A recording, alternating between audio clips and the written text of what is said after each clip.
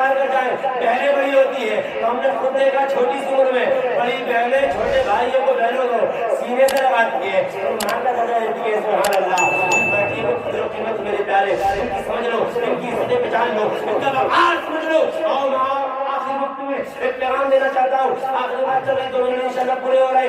بیٹیاں کیا ہوتی ہیں, بہنیں کیا ہوتی ہیں, بتاؤں میں آپ کو, بتانا میں آپ کو, جاتے ایمان میں تازگی پیدا ہو جائے گی. اللہ اکبر میرے پیارے غور کریں. ایسا ہوا باپ کا انتقال ہو گیا, ایک کا کسی انتقال ہوا نا, اس کے بعد کیا ہوتا ہے غور کریں. ایک شخص آیا اور آنے کے بعد اللہ اکبر باپ کے جنازے کی چارپائی کا پایا پکڑ لیا. چارپائی کا پایا پکڑا, بیٹے آگے آ گئے, بھائی کیا کر رہا تم نے, باپ کی توہین کر دی. بیٹے بھڑک گئے, باپ کی توہین کر دی. توہین کی بات چھوڑیے, آپ کے باپ کے اوپر ملے 15 لاکھ روپے, دفن نہیں ہونے دوں گا, 15 لاکھ روپے دو, بعد میں دفن ہونے دوں گا. بیٹے چکر میں پڑ گیا, 15 لاکھ روپے ہمارے پاس تو نہیں, ہمارے پاس نہیں, سب نے کہہ دیا. لیکن جیسی باپ کی خبر بیٹی کے کانوں میں پہنچی, بیٹی گھر میں بلکتی ہوئی, اس نے کہا چلیے میں چلتی ہوں. وہ آ گئی, کہا کہ میرے بھائی میرے باپ کے جنازے کی چارپائی کا پایا چھوڑ دو, 15 لاکھ روپے ہو یا 20 ہو, سارا زیور اتار کے دے دیا, یہ لے لے, باقی وجہ میں دے دوں گی, لیکن میرے باپ کو دفن ہونے دے. اللہ غور کرے میرے بھائی کو. اس نے کیا کہا, آپ کے باپ کے اوپر میرے پیسے نہیں ہیں, آپ کے باپ کے پیسے میرے اوپر ہے. میں دیکھنا چاہ رہا تھا وارث کون ہے, اور بیٹے کو نہیں ملیں گے, بیٹے پیچھے ہٹ گئے اور بیٹے کو ملیں گے. سبحان اللہ. یہ بیٹی ہوتی ہے. آخری شعر سن لے, زمانے بھر میں بڑی گھر کی شان بیٹی سے, مہکتا رہتا ہے دل کا جہان بیٹی سے.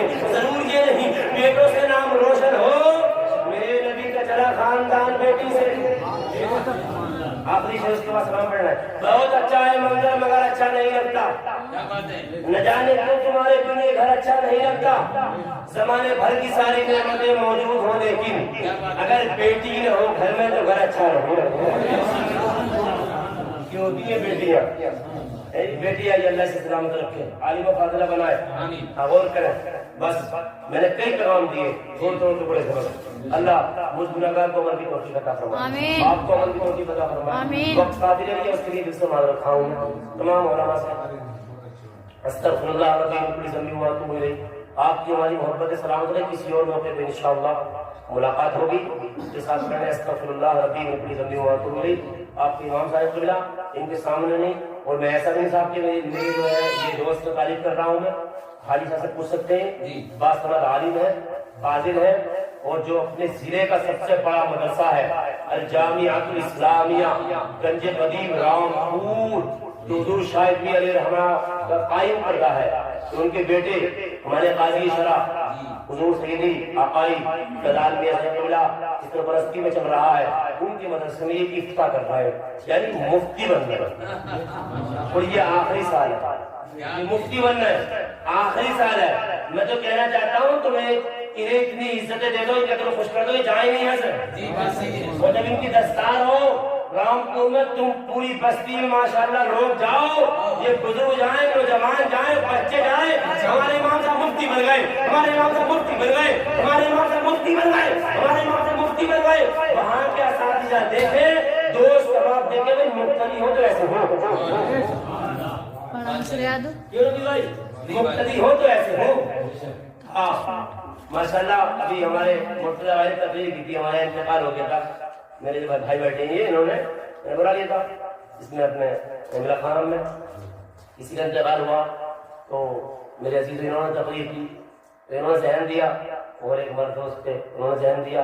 تو مقتدی کہہ رہے ہیں حضرت رمضان شریف نکلن دو, ہم نوجوان مل کے تمہیں عمرہ کرائیں گے. میں نے کہا 6-7 سال ہوگا تو سو رہے تھے کیا؟ تو کہہ رہے حضرت سو نہیں رہے تھے, بس اب ہم جاگے ہیں, ہم جاگے ہیں, اور ہم چاہ رہے ہیں کہ ہمارے 500 روپے جائیں گے ہمارے پاس 500 روپے. اگر 100 یا اس سے زائد ہو گئے تو امام صاحب قبلہ کام ہو جائے گا, ہمارے پاس 1500 ہو جائیں گے, کام ہو جائے گا. بہت اچھا, کیا کہنے تو میں نے کہا اللہ آپ کو سلامت رکھے. اور حاجی صاحب تمہارے چینل کا نام کیا ہے؟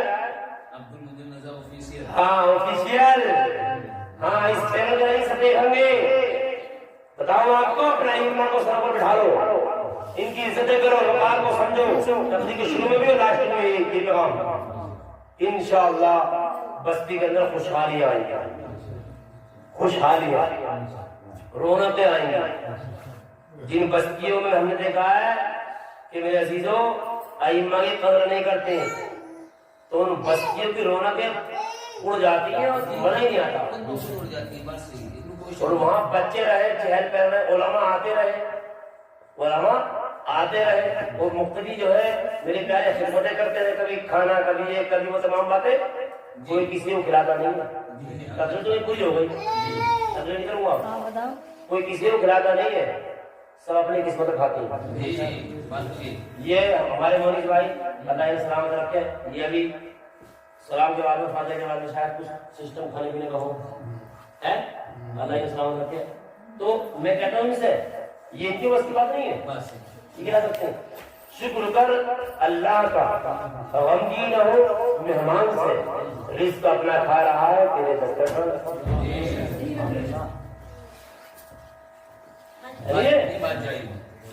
ہمارے استاد کا فون آیا جمعے کی نماز سے پہلے, کہا کہ میں یہاں ہوں, یہ مقتدی اتنے نلائق موجود ہیں, بخدا اللہ کا باعث میں روم پہ بیٹھوں گا کہ اگر کوئی بھی میری دو بچیاں ہیں, دل ہوتا ہے یار, بیان کرنے کے دل چاہتا ہے یار, یہ ایسی بھی قوم پڑی ہے یار, ایسے ہی ائمہ حضرات مقتدی ہیں. کہا کہ میری دو بچیاں چھوٹی چھوٹی دودھی پی رہی ہیں, ابھی تو کھاتی بھی نہیں ہے, میرا کھانا آ جاتا ہے, میری ابھی اپنا کھانا اکیلے بناتی ہے, وہ اس پہ بھی سکون پہ نہیں رہتے رہے. کہہ رہے ہیں کہ 4